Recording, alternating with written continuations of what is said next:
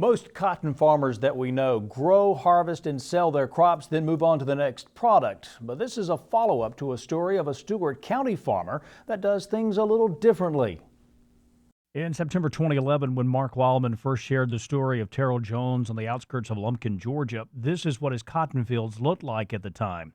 Jones was a full-time student at ABAC then and had just started his new clothing line using the fiber from his own fields.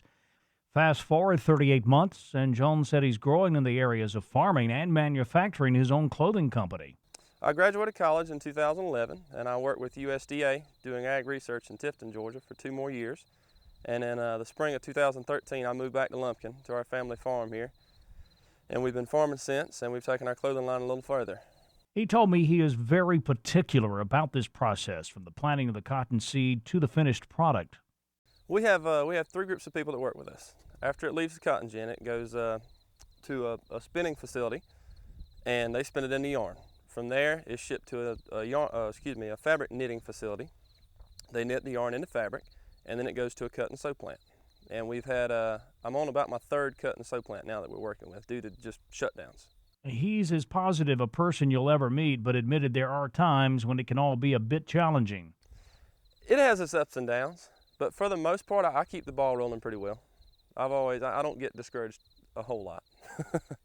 He said it's been a pretty good year growing his cotton, and it didn't hurt that he added new pivots in his field.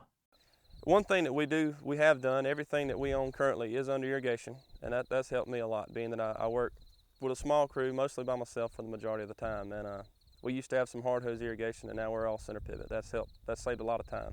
There's not a day that goes by that someone doesn't ask him about his business and how he got started.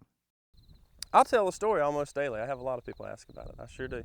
And there's a lot of interest, and there's also a lot of support for Georgia grown as well as USA made right now. That's one thing that's really helped us significantly. Is this support's definitely been there in our customers that buy twice.